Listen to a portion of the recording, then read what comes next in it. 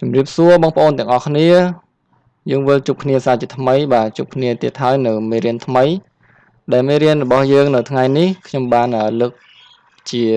ឃ្លានិយាយមួយចំនួនដែលពាក់ព័ន្ធជាមួយបាទដែលគេថាកាបូបលុយរបស់ខ្ញុំបាត់ហើយបាទ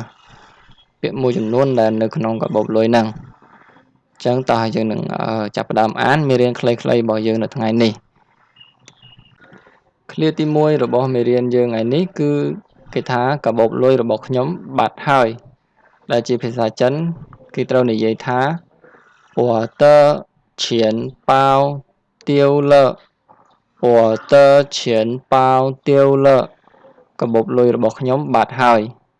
បាទពាក្យថា我的ហ្នឹងគឺ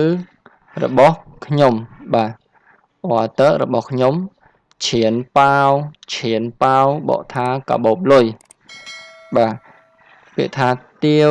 ហ្នឹងគឺបាត់បាទទាវហ្នឹងគឺបាត់ទាវលៈបាត់ហើយបាទអញ្ចឹងសរុបជាឃ្លាមួយនឹងមកអត់តឈៀនប៉ាវទាវលៈ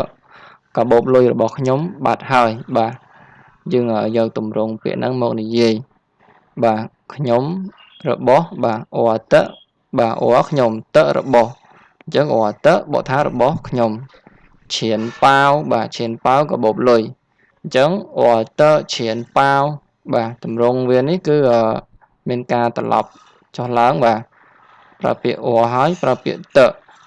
អត់តរបស់ខ្ញុំអញ្ចឹងរបស់យើងអ្វីមួយក៏ដោយយើងដាក់បន្ទាប់ពាក្យតនឹងទៀតដូចជាឧទាហរណ៍ស្រាប់របស់យើងឈៀនប៉ាវនេះអញ្ចឹងអត់តឈៀនប៉ាវកាបូបលុយរបស់ខ្ញុំអញ្ចឹងបើអ្វីមួយរបស់ខ្ញុំយើងថាអត់តអីអញ្ចឹងមកបាទថាអ្វីដែលយើងចង់និយាយមកបាទអត់តឈៀនប៉ាវកាបូបលុយរបស់ខ្ញុំrồiហើយយើងថាពាក្យទាវលៈបាត់ហើយបាទទាវលៈបាត់ហើយបាទហើយ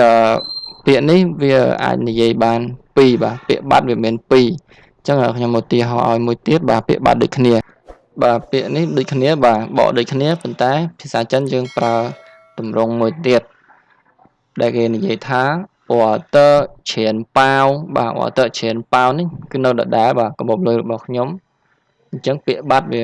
ប្រើបានពីរយ៉ាងបាទក្នុងឃ្លានេះគឺគេប្រើពាក្យពូជៀនបាទពូជៀនហ្នឹងមានន័យថាបាត់ដែរបាទពូជៀនលបាត់ហើយ我的钱包不见了កាបូបលុយរបស់ខ្ញុំបាត់ហើយបាទ我的钱包不见了បាទឥឡូវយើងទៅពាក្យបន្តទៀតចៅអ៊ីចៅរកមើលបាទចៅអ៊ីចៅរកមើលអញ្ចឹងពាក្យចៅមួយម៉ាត់គឺបកថារកបាទរកអញ្ចឹងបើយើងនិយាយចៅអ៊ីចៅគឺបកថារកមើលណាចៅអ៊ីចៅរកមើលបាទរកមើលក៏បានរកមើលអញ្ចឹងក៏បានដែរបាទហើយពាក្យចៅទៅទេគឺបកថារកបាទឥឡូវយើងរៀនពាក្យបន្តទៀតឃ្លាបន្តទៀតបាទគេនិយាយថាក្នុងកាបូបលុយមានរបស់ច្រើនណាស់ក្នុងកាបូបលុយមានរបស់ច្រើនណាស់ជាភាសាចិនគេអានថា钱包里有很多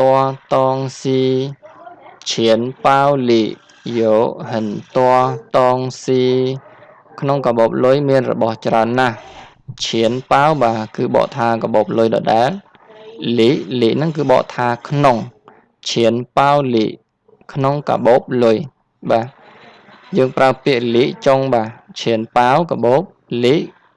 ក្នុងបាទក្នុងអញ្ចឹងដល់ពេលយើងបកប្រែមកក្នុងកាបូបលុយបាទមិនមែនលីឈៀនប៉ាវណាយើងប្រើពាក្យឈៀនប៉ាវហើយបានយើងប្រើពាក្យក្នុងតាមក្រោយឈៀនប៉ាវលីក្នុងកាបូបលុយបាទឥឡូវយើងបន្តទៀតបាទយោនោះមានន័យថាមានហិនតហ្នឹងគឺច្រើនណាស់ហិនតច្រើនណាស់តងស៊ីរបស់របរបាទហិនតហ្នឹងមានន័យថាច្រើនណាស់តងស៊ីរបស់របរអញ្ចឹងយើងប្រើពាក្យច្រើនណាស់មុនបាទយើងប្រើពាក្យហិនតហើយបើយើងប្រើពាក្យរបស់របរតាមក្រោយបើយើងប្រើពាក្យតងស៊ីតាមក្រោយណាហិនតតងស៊ីហិនតតងស៊ី របស់ច្រើនណាស់បាទតងស៊ីបកថារបស់ឬក៏របស់របរអញ្ចឹងរបស់របរច្រើនណាស់យើងត្រូវប្រើតាមរបៀបហ្នឹងបាទសរុបមកឈៀនប៉ៅលីយកហិនតតងស៊ីក្នុងកាបូបលុយមានរបស់ច្រើនណាស់បាទអញ្ចឹងមានរបស់អីខ្លះតោះយើងទៅរៀនពាក្យថែមទៀតបាទឥឡូវយើងរៀនពាក្យអត្តសញ្ញាណប័ណ្ណហើយនឹងលិខិតឆ្លងដែនដែលភាសាចិនគេអានថាស៊ើនហ្វឺនជឹងស៊ើនហ្វឺនជឹងអត្តសញ្ញាណប័ណ្ណបាទស៊ើនហ្វឺនជឹងហើយពាក្យលិខិតឆ្លងដែនហ៊ូចៅហ៊ូចៅលិខិតឆ្លងដែនហ៊ូចៅបាទហ៊ូហ៊ូសំឡេងទី4ហ៊ូជឺអាវចៅបាទសំឡេងទី4ចៅហ៊ូចៅលិខិតឆ្លងដែនបាទហើយយើងទៅពាក្យបន្តទៀតពាក្យបានបើកបរហើយនឹងកាតធនាគារបាទ